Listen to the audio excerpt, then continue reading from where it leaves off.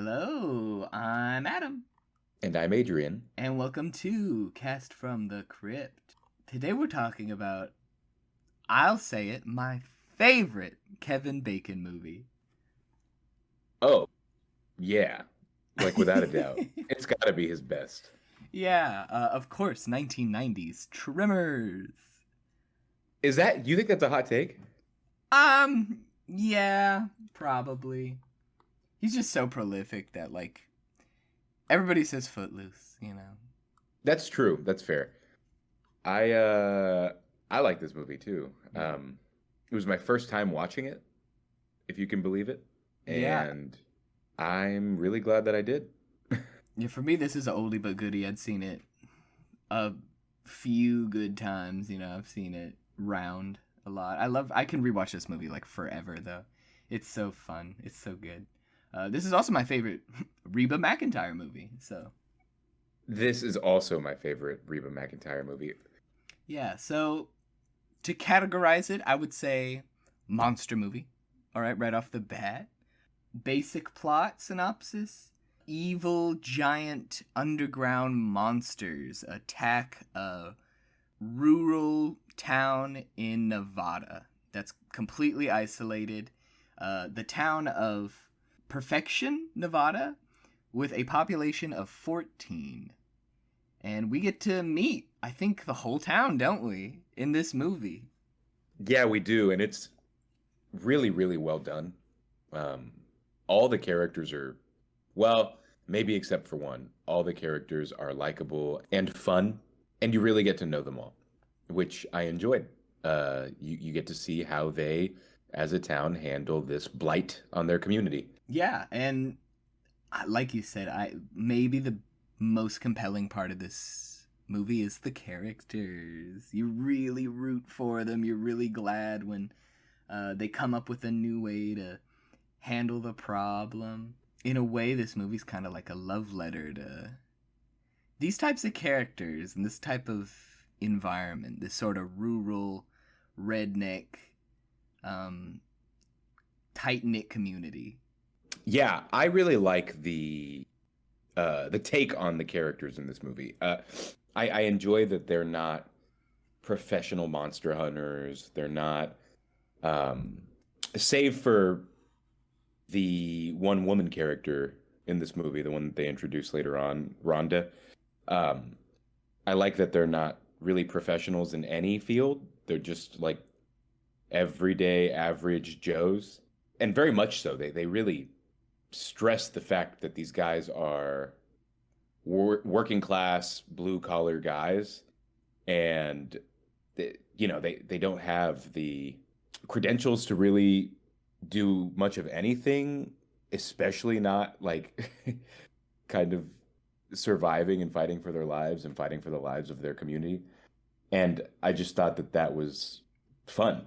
Like from the very beginning of the movie, they do a great job of establishing who these guys are.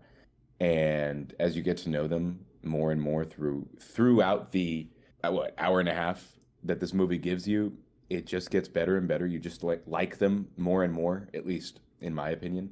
A love letter is a great way of describing it. Yeah, and an hour and like you said, an hour and a half. I think maybe even a little less. Perfect amount of time. It's really easy watching this movie, but also never lulls. Is like constantly moving forward with the story and eventually with the action. The two main characters are Kevin Bacon playing Valentine McGee and Fred Ward playing Earl Bassett. And I And believe Fred Ward is in most of the sequels to this movie. Now, this is a big movie, but it spawned a whole franchise. But the whole franchise is very much like this movie and then a slew of B movies. But I'm pretty sure Earl is consistently a character in all of them.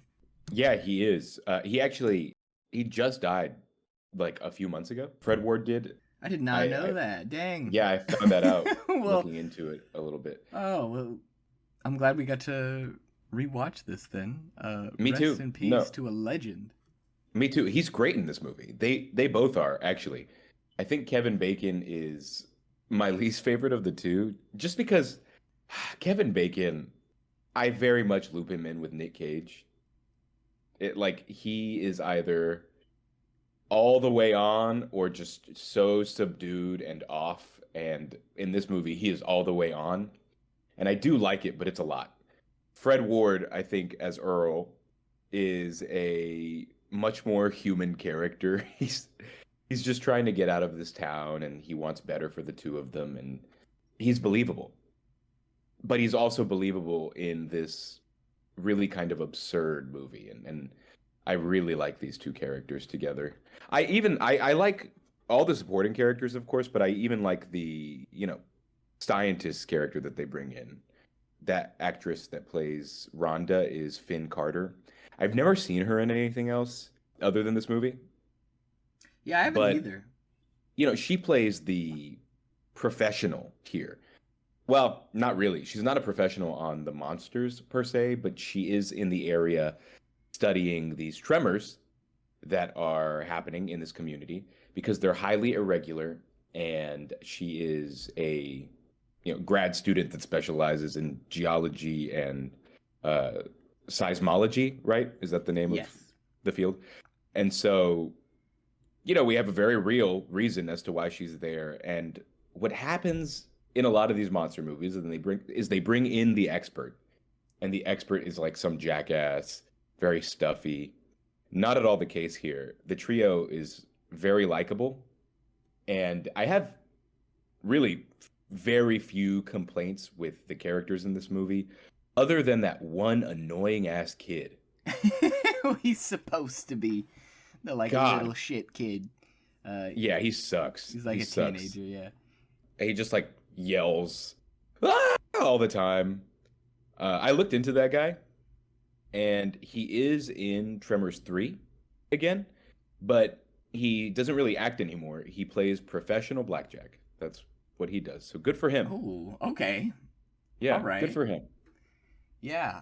Most of the actors I hadn't heard of besides, of course, Kevin Bacon and Reba McEntire, but there's a little girl named Mindy who's Ariana Richards, and I recognize her because I believe 6 years after this movie was made, she was the little girl in Jurassic Park, or maybe not as little. So I'm used to her face looking terrified. Yeah. Another big name in the movie is the guy that plays Walter Chang, who's like this local market owner. He's like the one Asian man in this town.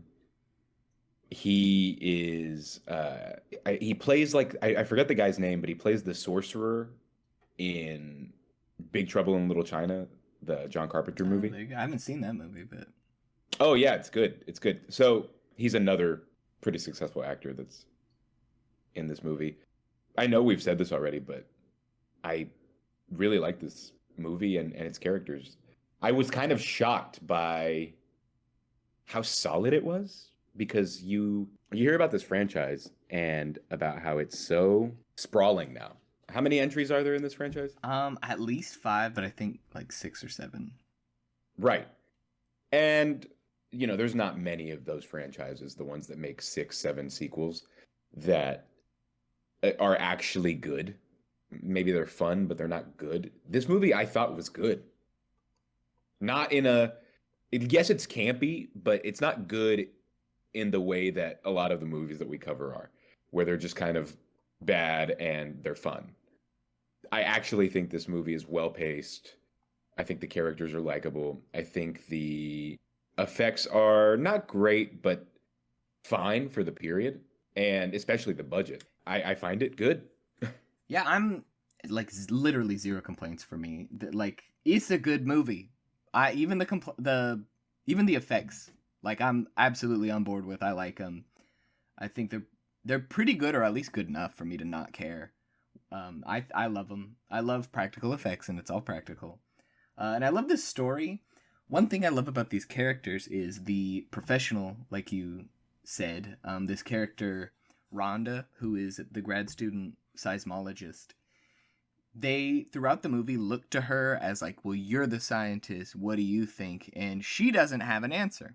She is, just like the rest of them, kind of in the dark. Throughout the entire movie, there's a lot of conjecture as to what these monsters are and where they came from. And by the end of the movie, you don't find out.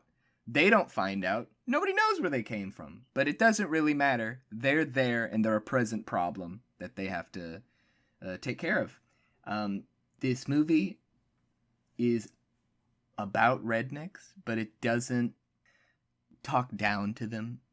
It doesn't disrespect them. Like, they're simple folk, I guess. Like, Valentine and Earl are handymen who drive around town doing odd jobs and the jobs nobody wants, basically. You see them building a barbed wire fence at the beginning, and then they're cleaning out a septic tank, and they want to leave the town because they're sick of having all this bad, having to do all these dirty jobs, basically. But that's all they know is driving around and fixing things, basically. They're handyman, hired hands. But they're not stupid. They're just as smart as the graduate student. They are the ones who come up with plans, and they're the ones that eventually outsmart the creatures. And I really appreciate that. Yeah, I agree. And all of the characters are, they're gun-toting working class people. All of them. And, they're very, no pun intended, gun-ho about approaching this thing. Of course, they're like, they feel fear, and they, many of them do die because they don't exactly know what to do. But for the most part, there are no helpless protagonists or characters in this movie. The townsfolk, especially the core ones that we meet, they approach the issue head on, especially after Val and Earl compose the plan with Rhonda's help. So I was really into the writing for these characters. I was into this little ensemble. And I agree with you. Like, I'm happy with the way they chose to approach these people because they don't feel stupid. They don't feel like offensive small town folk. We get that a lot in horror, don't we? The same old country bumpkin characters in films like this, and it's just not present here. Yeah. And it's refreshing for a movie that came out, in 1990. Oh yeah. Yeah, especially for that time. We get a lot of that in horror. But even in media at large, like the dumb redneck stereotype is such a stereotype. And here we have rednecks being rednecks for sure. They're completely isolated in the country on the freaking frontier, but they're not dumb. They're logical people who can reason and think out solutions to their problems. And that's pretty much the whole plot. Even as like their plans go wrong and as their understanding of the creatures changes and evolves, they are, just like the creatures, able to adapt. There's a whole sort of point in the movie where the creatures are proven to be smart, and they're actually like kind of outsmarting the traps that these people set for them and the plans, and it really is like a one-upsmanship kind of thing between the people and the monsters and who will outsmart the other. I also think the characters are very well written individually, but they work together as an ensemble so well. The town being 14 people really begins the movie off with a sense of like everybody knows each other, everybody has a relationship because they're all in this small community. So when they all get together and start having to put their heads together to think a way out of this dilemma, it doesn't feel like a bunch of random people stuck in a building. It feels like people who know each other, trying to keep each other alive and trying to care about each other. So as you said before, Val and Earl are handymen working in this, very tight-knit, small, isolated community.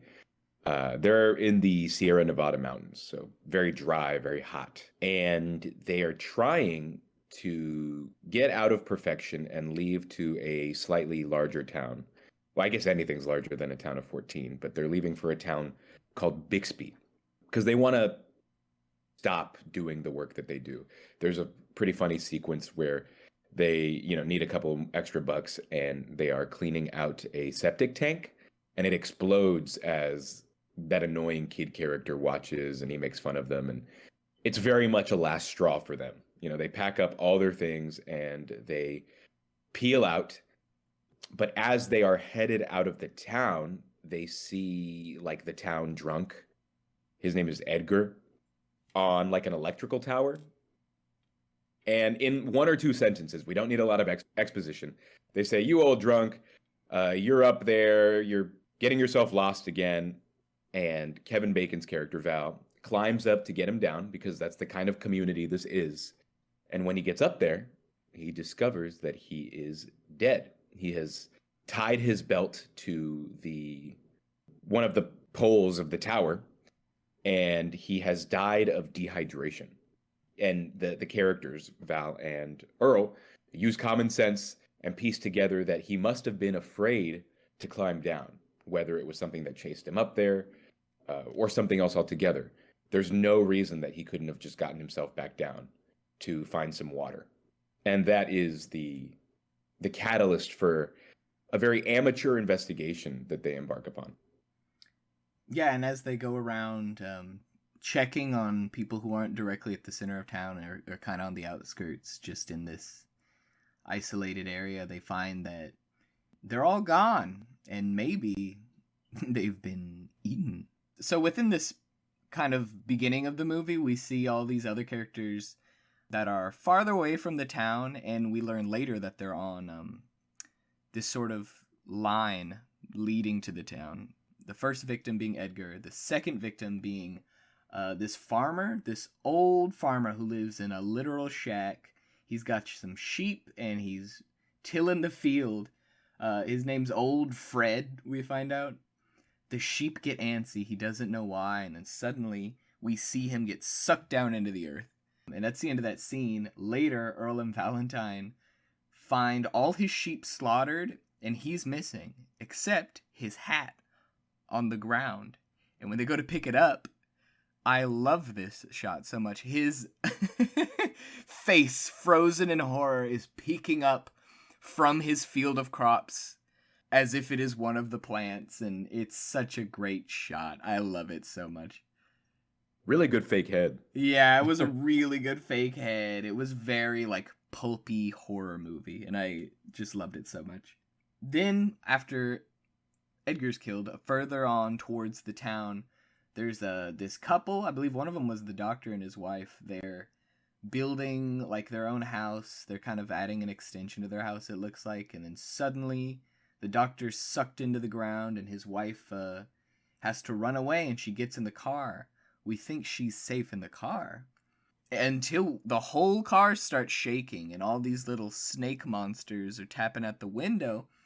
And we get a shot from afar where we see the silhouette of the entire Cadillac just sink into the ground as the radio in the car is playing. And we see some more characters die. A few, like, construction workers get killed. But, Earl and Valentine, being the hired hands who go around the area and kind of fix things and are always the ones out and about, they're the one that discover all these bodies and are kind of doing this investigation. They're the ones that raise the alarm and gather everybody up in Walter Chang's general store, which is the closest thing, I guess, this place has to a town hall. Yeah, and there's some imagery in the movie that made me laugh. On Walter's like checkout counter, there's a little sign that says vote. Like it's like a register to vote ad. And there's something about that because, like you said, right? It's like the closest thing they have to town hall, to any semblance of representation. I kind of got the sense that Walter was a leader in this community. People convene a lot at his store. They drink beer there, they get food there. And I don't know if it was intentional, but to me it felt like imagery maybe suggesting that they don't really need politicians where they're at. They have each other. Like, it felt ironic to me.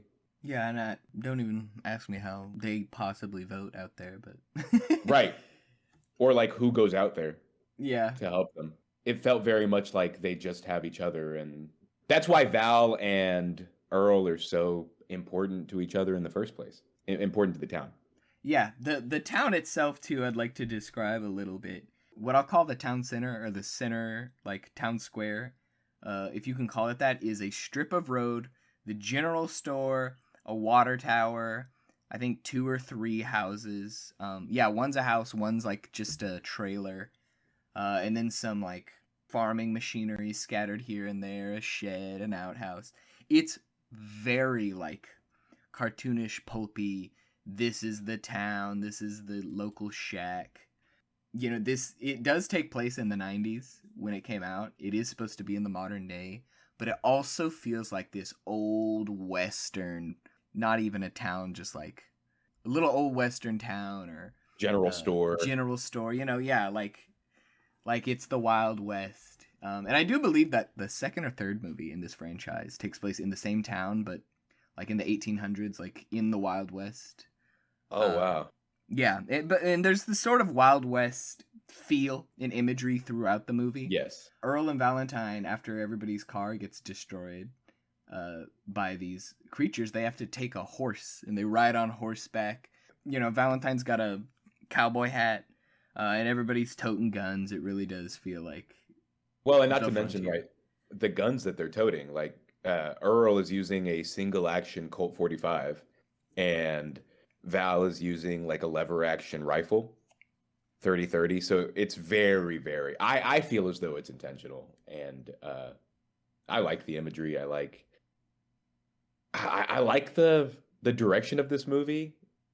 I do find myself maybe hoping and wishing that there was more actual Western elements in it, but they did a good job. They have to go to another character to get firearms that are powerful enough to kill this thing. The lever action rifle and the Colt 45 do nothing against these monsters, which, by the way, are called graboids. I don't know if we've called them by their proper name yet. And they're named that in the movie by Walter. Walter. Yeah. Yeah. But nonetheless, right, it's fun just to see them like on horseback using very Wild West feeling weapons. So yeah, nice little nod. I didn't know that about that sequel though. Yeah, I mean, there's one that takes place in Antarctica, I believe, too. Like the sequels get wild and crazy, but you know, that's neither here nor there. I'd like to talk about a little, just to give a brief overview of the central figures in this ensemble, in this community. We have Nancy and her little girl Mindy. Nancy is like a pottery artist, I believe. Rhonda, the seismologist, of course, Earl and Valentine. Melvin, the like snarky jerk kid everybody hates. He's always pretending like he's being killed and then laughing at people. He's just playing mean pranks. Nestor, who I guess is an old farmer. Miguel, and of course, Bert and Heather Gummer, who are these gun-toting like doomsday preppers. They have, I think at one point they talk about their house and how it's like literally a compound. They have a satellite in the front yard, a basement filled with prepackaged food, water, and a whole wall of guns. Like they're ready. I think at one point they say that they're expecting World War III to happen at any day, and like they're ready for the apocalypse. Yeah, they referenced it a few times. Yeah, World War they're III. the paranoid doomsday preppers, and they, you know, everybody acts like they're crazy for that. But doomsday pretty much happens in this movie, and suddenly all their crazy prepping is useful, and you know there's a sense of like satisfaction and glee in that, because I mean for these characters it is like they're being proven right. You know, they're being vindicated for being crazy doomsday preppers, and they get to save the day too, don't they? So Heather, the wife, is played by Reba McEntire. Yes, of course. And she's good. She's good in it. She is very much the yin to Bert's yang. He is kind of out there and kooky, and she is, of course, too, you know, to be with him. But she is very much the more rational voice in the relationship. And again, you know, two pretty rich characters considering the runtime, and really well done. Not super annoying as you might expect a conspiracy theorist character to become. They stay likable, they stay needed and necessary. I guess to speak to the utility of these characters, I like Rhonda the seismologist. I like that her character serves as she's there working with the university to check these seismology graphs, and she asks if there's any drilling or anything nearby because she's getting really weird readings on her seismology chart. And that would be like a chart they use to detect earthquakes and shifts in the ground. And she's getting weird readings. She thinks maybe the machinery must be broken. We, of course, know the machinery works perfectly fine. And this is how they find out how many monsters there are. At the beginning of the movie, there are 4 graboids running amok around this town, killing people, wreaking havoc. And slowly they have to kill or be killed. So, some of the fun of this movie is that not only the kills of the people are fun, but the kills of the monsters are fun. Whenever a graboid gets killed, it's such a sense of satisfaction. I think even it's even more interesting and entertaining than when a human victim gets eaten. Because it always is like killing this beast, this insurmountable monster that's wreaking havoc. And they're that much closer to safety. They're that much closer to winning. And you know, you like these characters so much you want them to win. You hate to see them get picked off and eaten. Yeah, you do. And that's unique, right? Especially when you consider, just think about all the movies we cover. That's so rarely the case. But other than Melvin, there's not a lot of characters that I wanted to die in this movie. In fact, he's the only one. And yeah, I don't know how they did like what they used in order to make the creatures, the graboids, die the way they do. They're kind of full of this like orange goo. And I don't know if they were using like pumpkin or tomato paste or maybe just like some sort of like oobleck that they created. I don't know. But it's very satisfying to watch, especially when they're shooting it and blowing it up, or blowing them up. And there's, of course, that great shot at the end of the movie of the worm falling to its death from a cliff, and it falls on the ground and breaks open, and it's just like this masterpiece of goo and slop. I'd be curious to find out, but I couldn't find anything. Yeah, there's a scene where one explodes and they all get covered in the guts, and it did look like they flung some pumpkin innards. They did, yeah. So if I was to guess, maybe that'd be it, but I don't know. Let's talk about the design of the graboids. I love how they look so much. They're about 25 feet long with little nubs sticking out of them. We learned that that's how they move through the sand, is they push themselves along with these little appendages. And their faces are just giant beaked maws, and within the mouth there are like 6 tinier little tongues with littler mouths. So when the movie first starts out, we think these tiny little snake things are the monster, but then we learn pretty soon on that no, those are just the tongues, and they're actually these huge beasts, and that also kind of ups the ante, raises the stakes a little, of like the monsters are even more intimidating than we initially thought. Yeah, they do a good job of indicating early on in the movie that they're not seeing the whole creature. They accidentally tear one of the tongues off at one point. They get stuck and they think that they're like caught in the dirt. Val and Bert, I should say, think that they're caught in the dirt in their truck.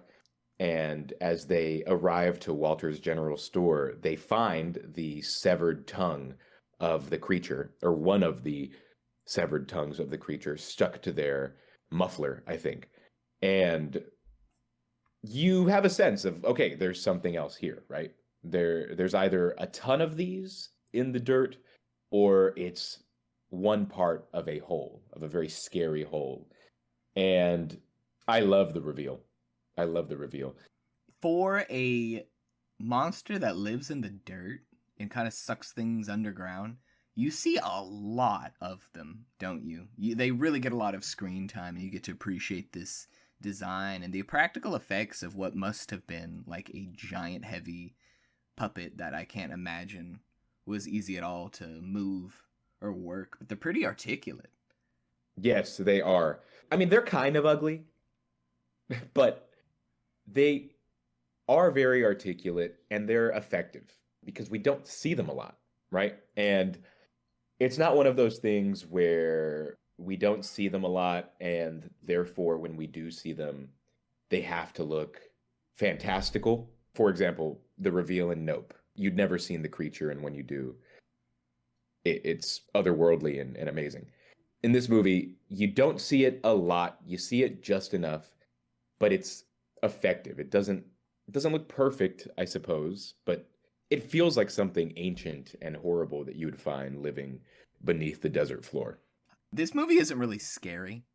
I wouldn't call No. this a scary movie. I don't think I'd call it a horror movie even, really. It's a monster movie, yes, but it's much just more fun. It's entertaining. I can't imagine anyone would be have nightmares about these creatures or anything, but the entertainment that I had watching this movie, it's a movie that I will and have rewatched so many times. I could show this movie to everybody. I got to show it to my brother, which was wonderful. He loved it. He'd never seen it before, and it's really fun to watch it with another person too, and kind of introduce people to such a fun time.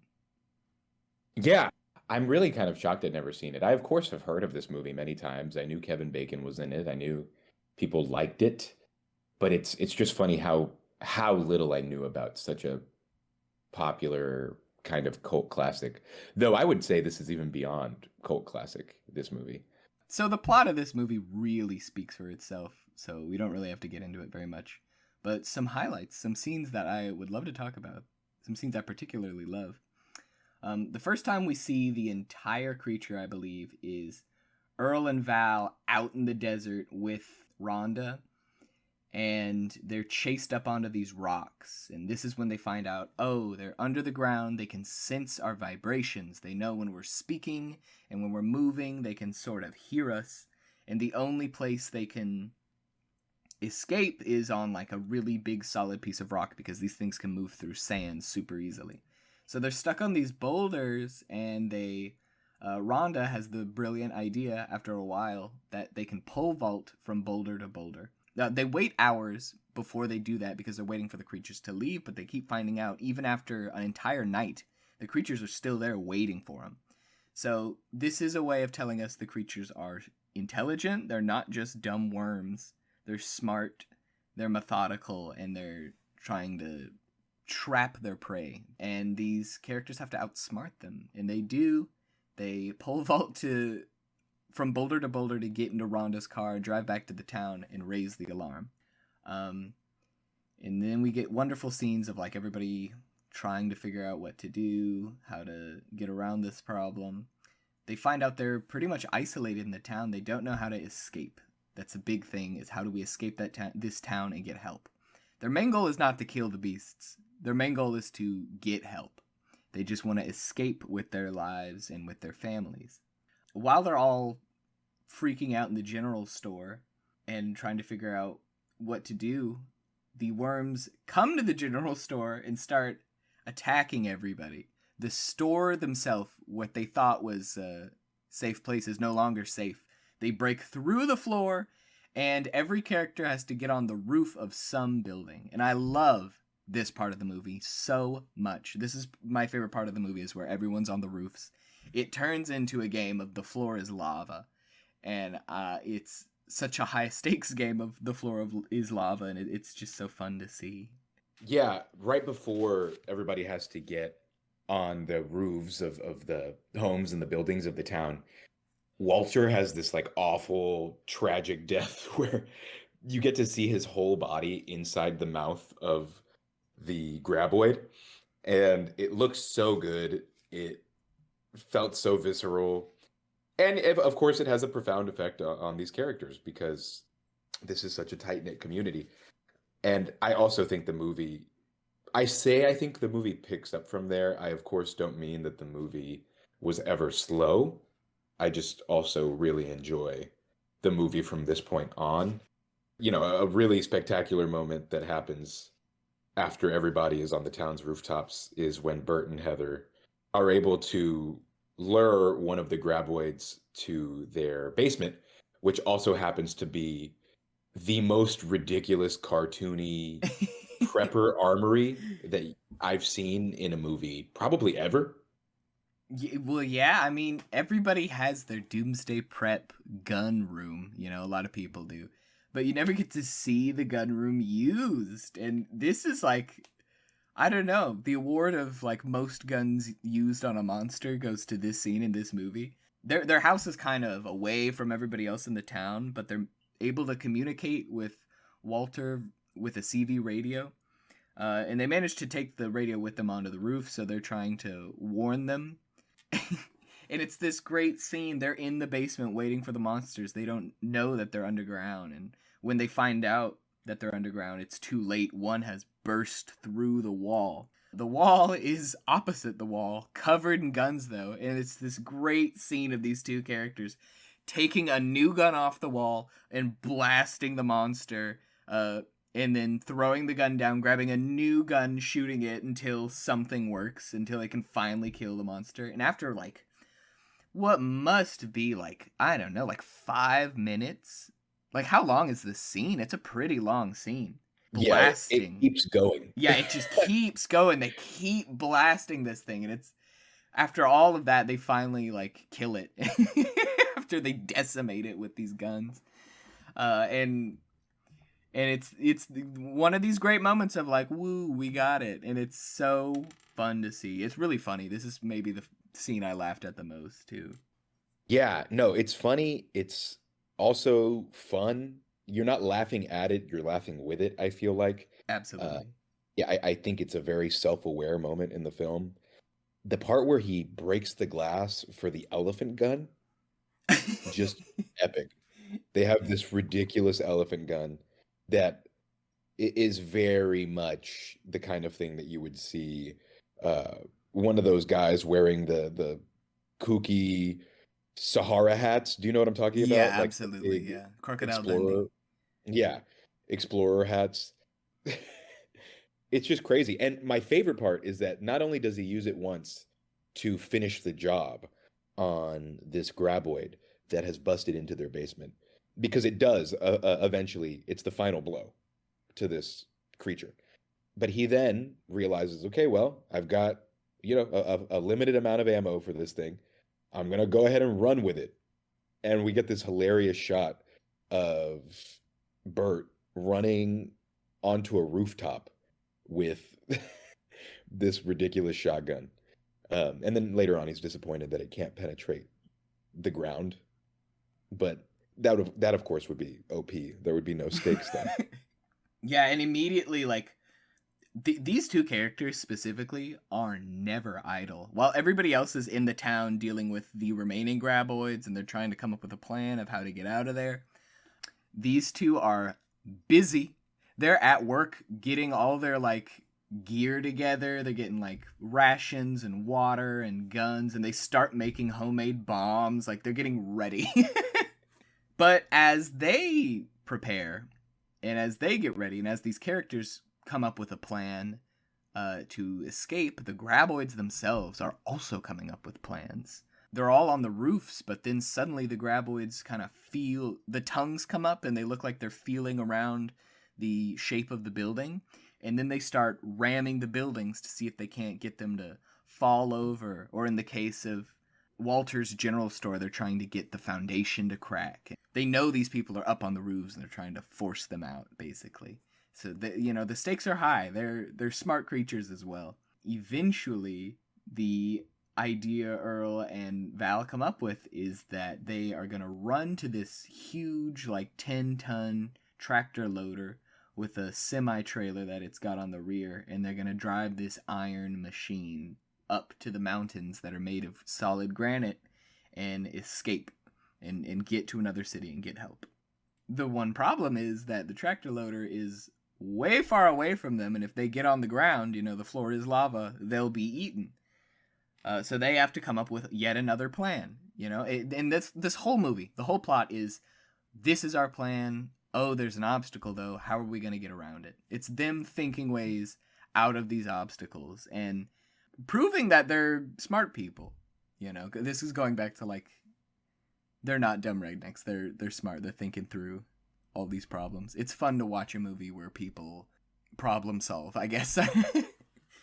So Miguel has this wonderful idea that he's gonna take this little riding mower and jerry rig it to where it's just gonna drive on its own as a sort of distraction. So while the graboids chase this little tractor, Val can run to the caterpillar tractor, the like big iron one.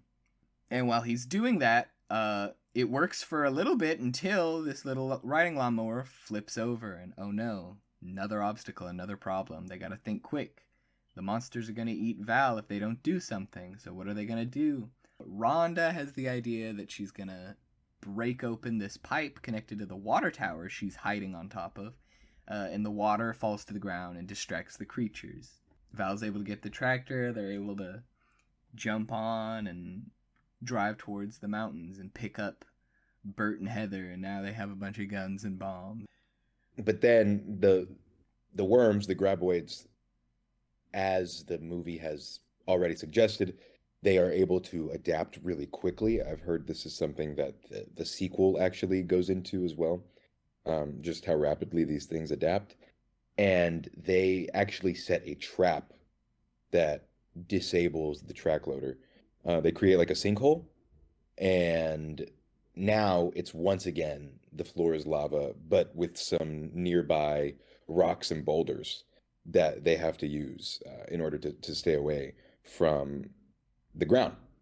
And Earl decides that this is a great opportunity to use or to lure the graboids to the pipe bombs after lighting them and make them swallow them, to, of course, blow them up from the inside.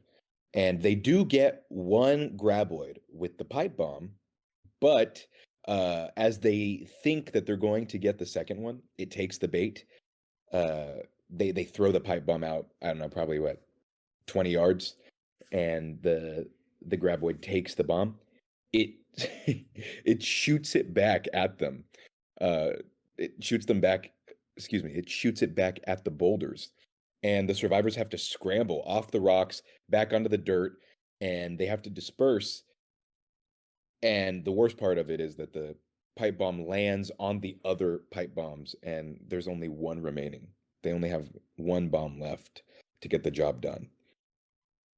I really do like the aspect of the movie, that these creatures learn so quickly, because much like our protagonists, much like the characters who are very smart, lightning fast at adapting to these really difficult and unique situations, so are the graboids. So they make for a very challenging foe. Yeah, yeah. And I love this sequence too because we get a lot more like old Western imagery. They call, when they were gonna trick the graboid into swallowing this pipe bomb, they call it, I think he says it's like he's going fishing for him.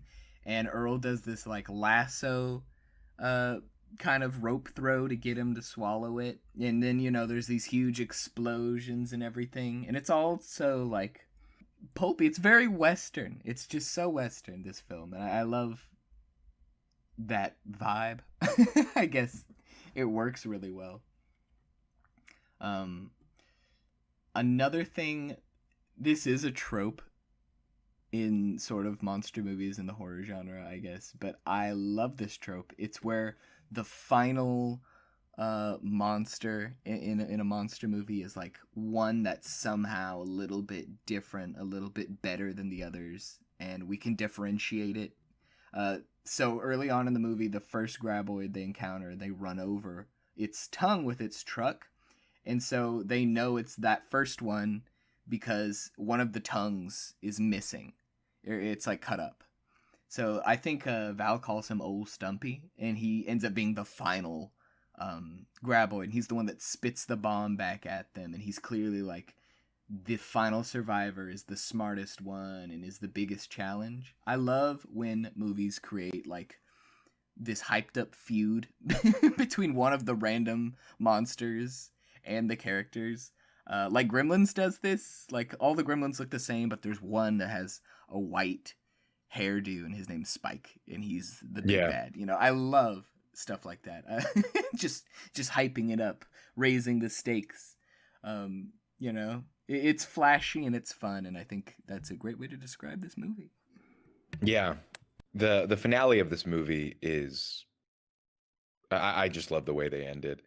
They establish a little earlier on in the movie that though the creatures can of course like sense people walking on the ground and can basically hear everything that's happening above the earth, they also establish that once a target stops moving, they can't really sense them. They can't differentiate them from the rest of the environment, right? They don't know if they're, a tasty morsel or a sitting rock. And it made enough sense to me where I wasn't questioning it. Well, Val and Earl are caught in the middle of this vast desert field. They have old Stumpy searching for them, and Val has the last pipe bomb.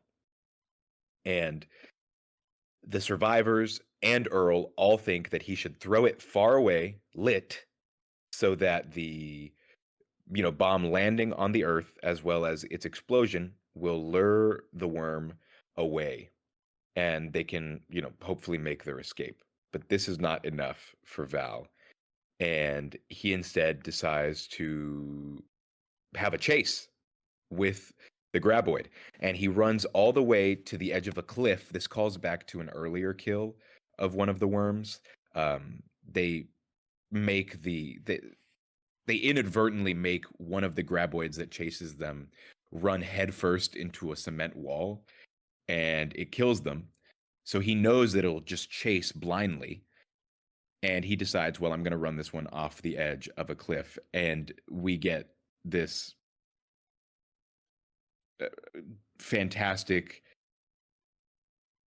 in the fact that it like just looks so ridiculous and goofy, shot of the graboid running a hole into the side of this cliff and plummeting to its death and dying in this like orange gooey explosion.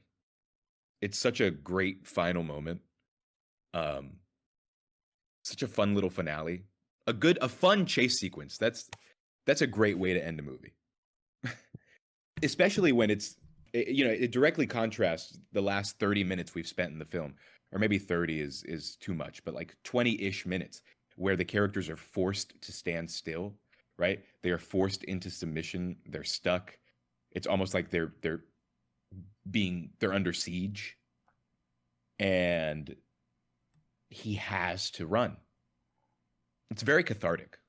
Yeah, in this tension of like, will he? It's like watching a race, and like, will he win if he, or will he get eaten?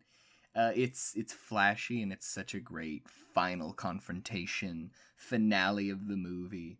And of course he does win, and you get to see the flying graboid. A fun fact is the graboid, they dig around in this movie, but I believe in like the 5th movie, I think the one in Antarctica, if I'm not mistaken, maybe I'm wrong, they learn they like grow wings and can fly. Oh, and in the 2nd movie already, they grow legs, I've heard. Okay. Well, so they keep evolving. Yeah, so, this franchise gets wild and runs away with itself, but this movie's at least good. I don't know. I can't speak to the other ones.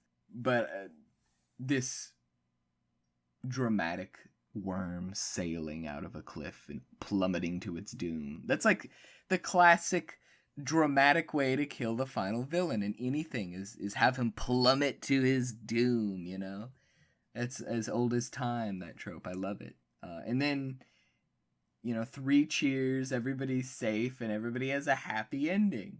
Val gets the girl. He has a romantic. He kisses Rhonda at the end, and I think him kissing her is like how the movie ends.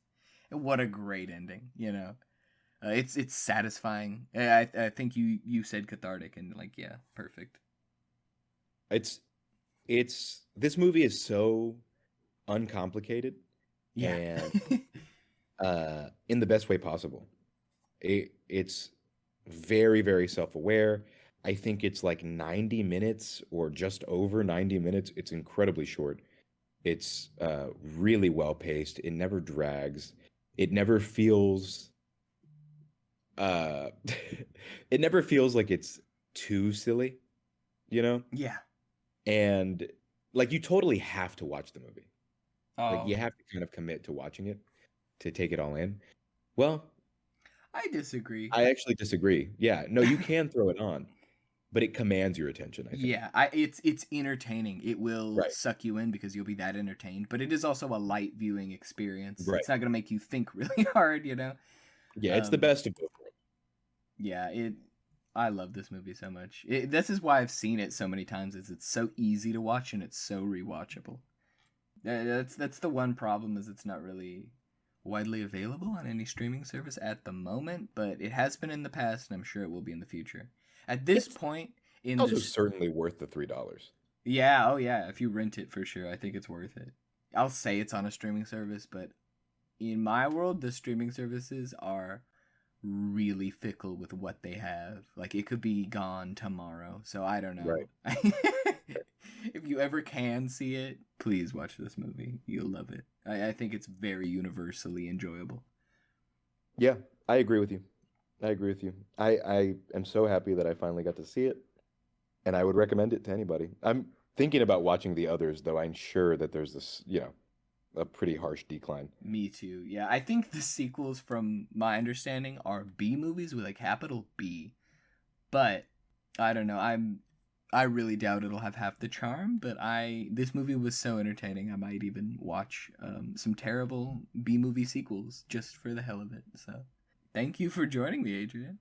Thank you, buddy. Thank you everybody for listening. Goodbye.